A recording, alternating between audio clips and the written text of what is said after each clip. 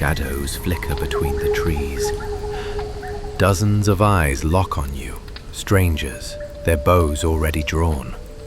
Their skin painted, their voices sharp in a tongue you cannot understand. Your axe feels heavy, the shield heavier.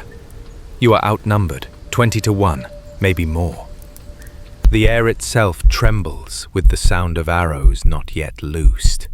And then, chaos. A roar splits the silence. Arrows whistle. One of your men falls, face first in the soil. You stagger back, breath ragged, heart slamming against your ribs.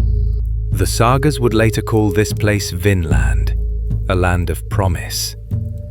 But standing here, cornered and hunted, you know the truth. This shore was never waiting for you.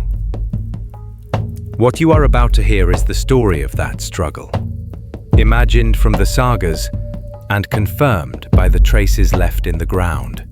But it begins long before the first arrow flew. Back on the edge of the sea.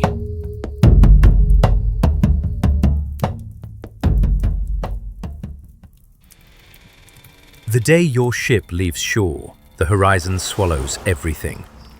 Behind you, Greenland, a place of thin soil and bent trees, left to those scraping life from rock.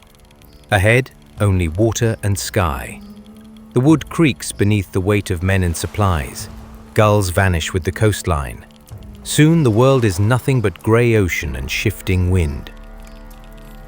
There are no maps, no compass. You steer by sun at noon, stars when the sky is clear, and memory of currents. But clouds blot the sun, fog swallows stars, storms scatter direction. Each wave pounds the hull until you feel how fragile the ship really is.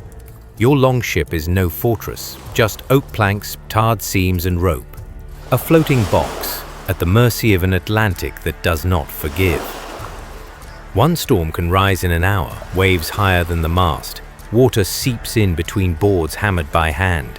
A single crack, and the ocean takes you whole. You are not many, perhaps 30 men at most. Even the largest settlement at Lanso Meadows could not have held more than 90 souls. Compared with the countless people who already live across this land, your ship is a drop of water in a vast sea. Nights bite harder, salt wind freezes your face, ice flecks cling to your beard. Rations shrink, dried fish, hard bread, sour ale. Just enough to row tomorrow, never enough to feel full. Tales are whispered of ships lost forever, swallowed by fog or broken by storms. No graves, no markers, just silence. The story of Bjarni Heilfsson drifts into your thoughts. He saw strange shores once, but turned away. Some called him coward. Some said he saved his men from death. Out here, in the endless dark, cowardice and wisdom feel like the same thing. Fog presses close. Some mornings the world vanishes into grey. Oars dip into emptiness. You cannot tell if you move at all. Without stars for too many nights, you lose not just direction, but time itself. Weeks drag, the wood groans under strain you cannot mend. You know the sea could claim you any day. You only pray that land will rise before the ocean swallows your courage. And when it does, when coastline sharpens on the horizon, relief feels heavier than joy. You stumble ashore like a man half drowned, lungs gulping air thick with green, forests towering, rivers alive with fish. Here is a world Greenland never gave you. Towering timber, soil dark and rich, wild grapes clinging heavy on the vine. Even the air smells alive, fertile, dangerous. But as your boots press into sand, you sense it. The sea has released you, but the forest ahead waits, silent, watching. And your true struggle is only beginning.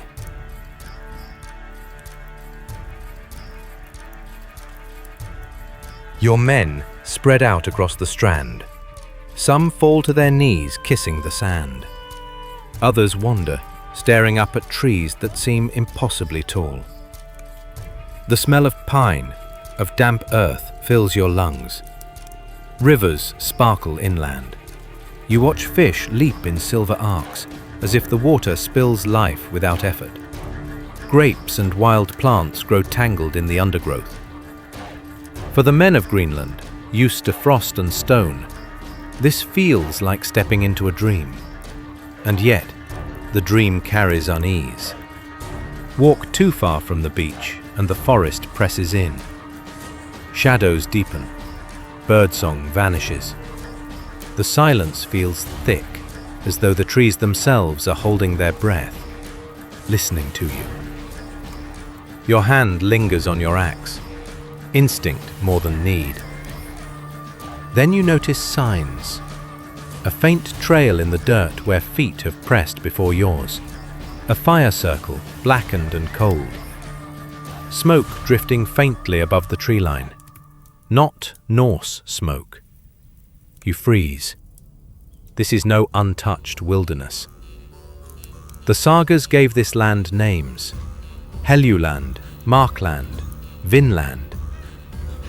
But those names were not maps. They were impressions, glimpses. Now, standing here, you feel what the sagas never wrote down. This land is not waiting for you. It already belongs to others.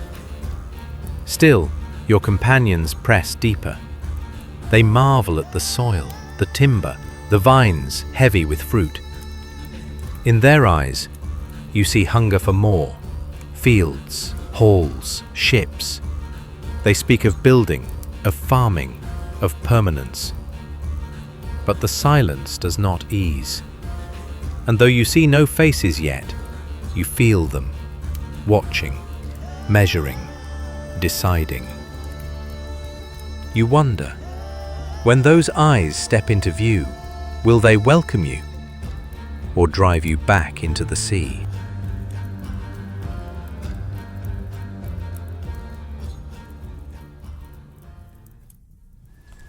The first time you see them, they stand beyond the firelight, silent, still, watching.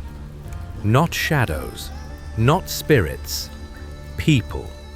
Their clothing is worked from animal skins, cut and sewn with skill. Their bows are carried like extensions of their arms, arrows bundled in numbers you could never match. Some step forward boldly, eyes fixed on your huts, your axes, your faces. Others linger, silent, staring from the tree line.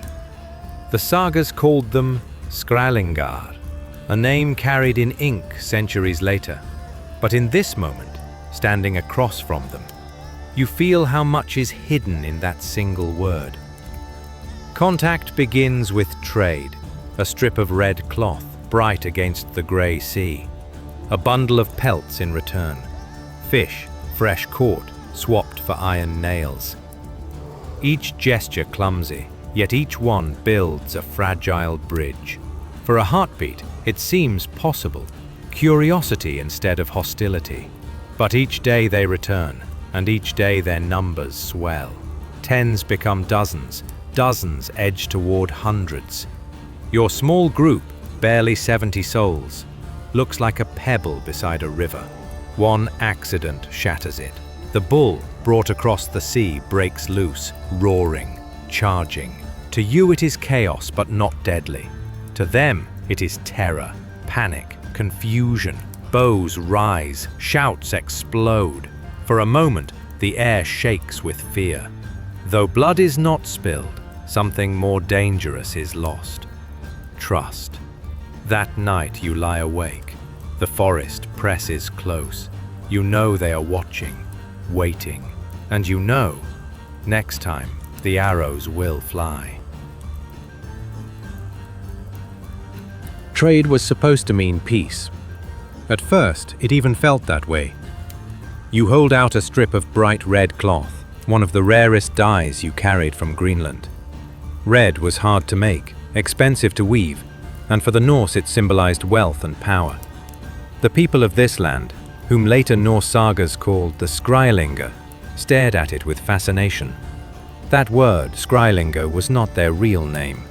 It was only what the Norse called them, meaning something like small people or foreigners.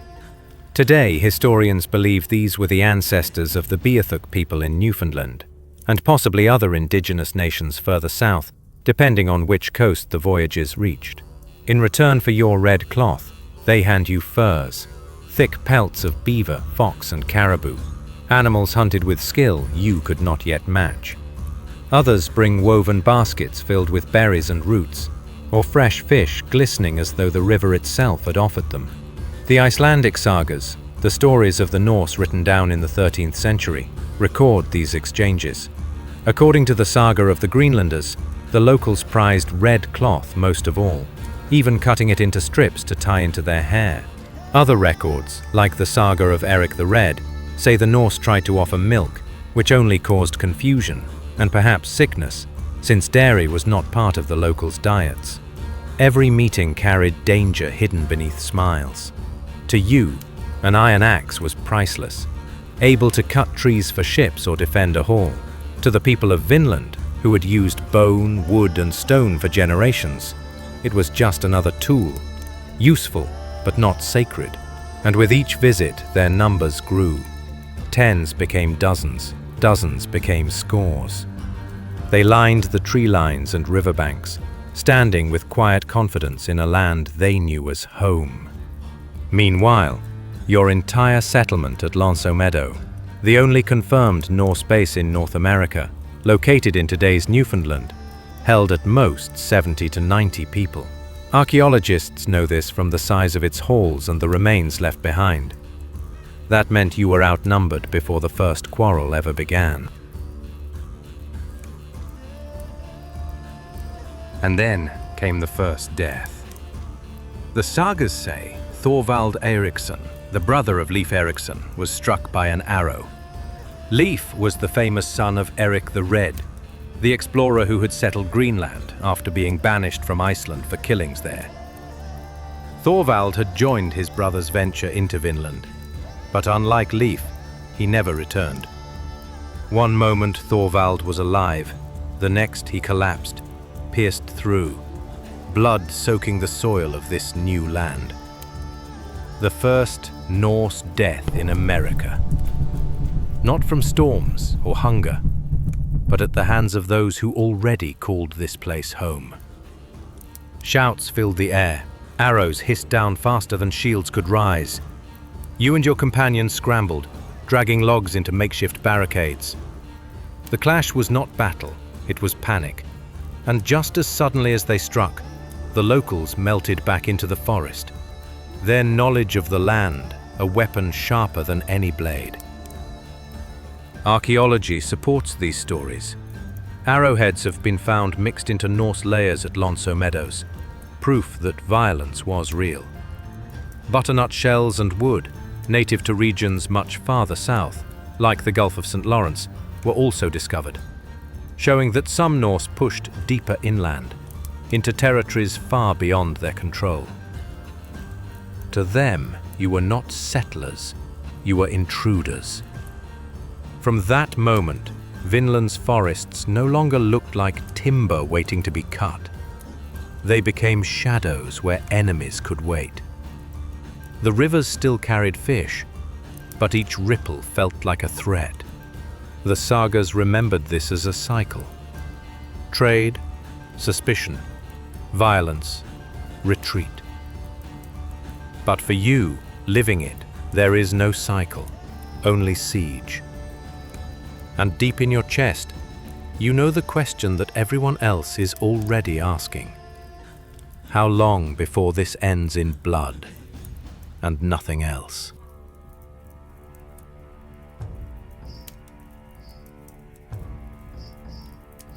The arrows from the forest are not what finally break you.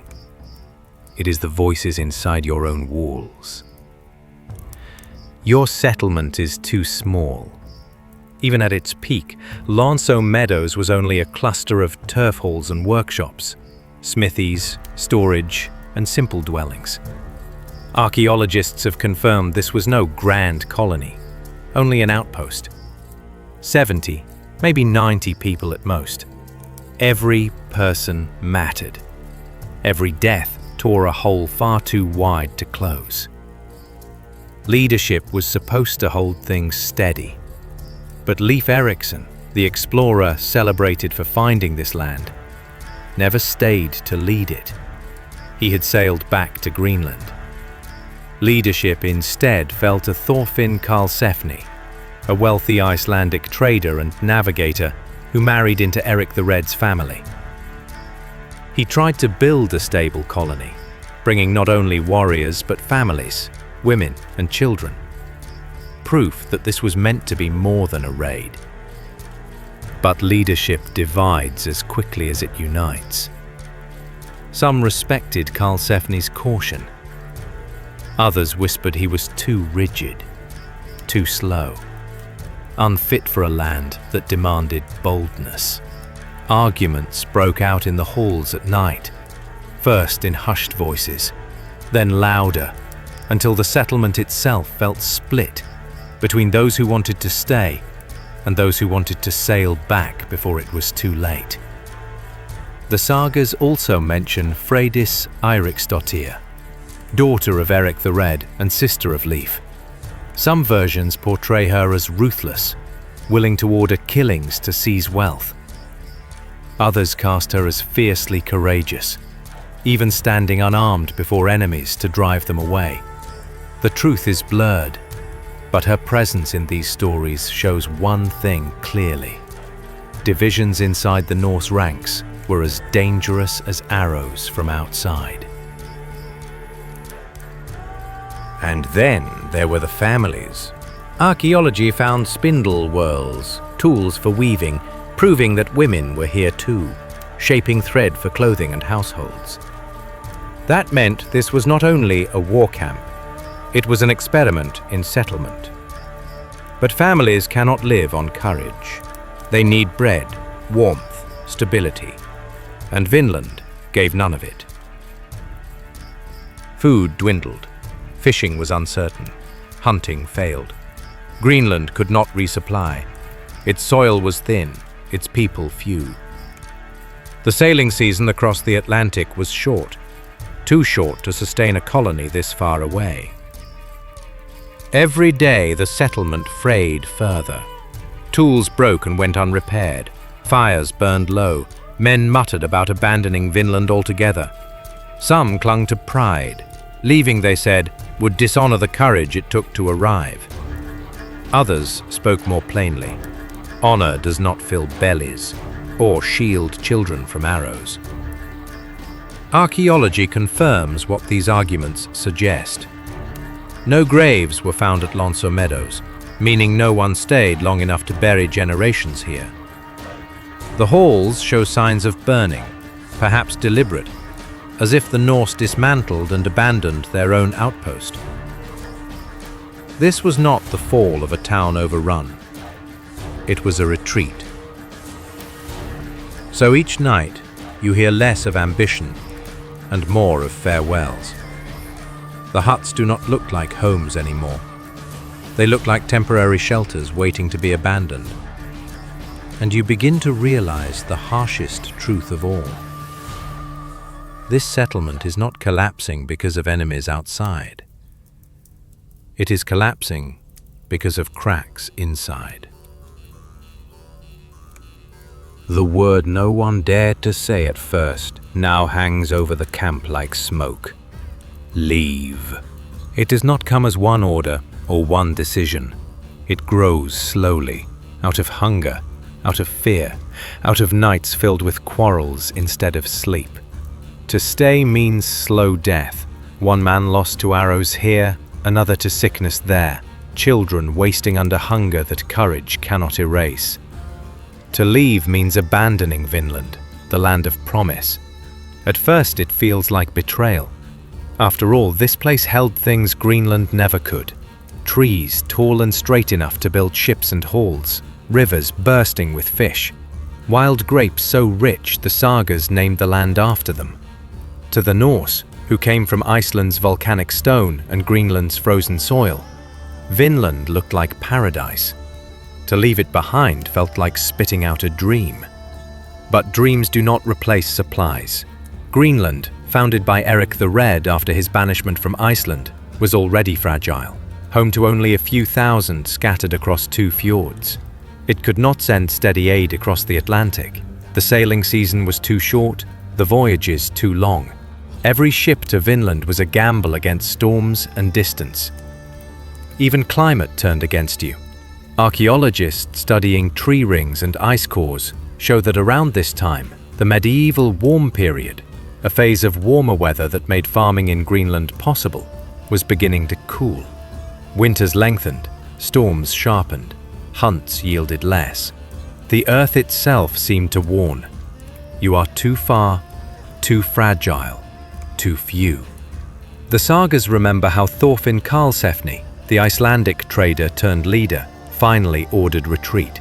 He had once hoped to establish a permanent colony, even bringing livestock and women to anchor families. But he recognized what others whispered. Vinland was rich in resources, but impossible to hold. So the work of building turns into the work of dismantling. Axes, once used to cut beams for halls, now pull those same beams back into ship frames. Huts are stripped, tools packed. The smoke of fires becomes smoke of departure, not home. The sagas tell us that when the Norse left, they did not sail empty. Ships carried timber, grapes, furs, and butternut wood, the very nuts that grew only hundreds of kilometers south of Newfoundland. Proof of voyages deeper into North America. One tree cut at Lonso Meadows has even been carbon dated, precisely to the year 1021, marking the Norse presence with undeniable clarity.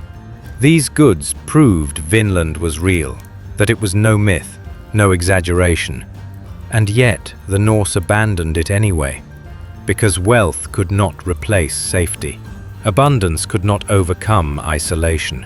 When the ships finally push from shore, there is no grand farewell. No horns or banners, no saga song of victory.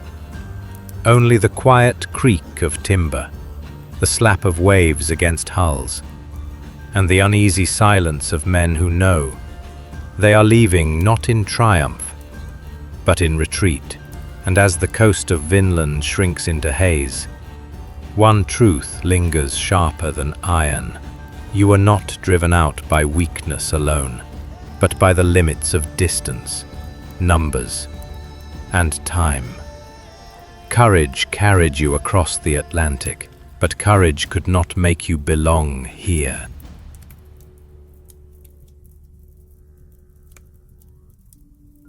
Today we know Vinland was real.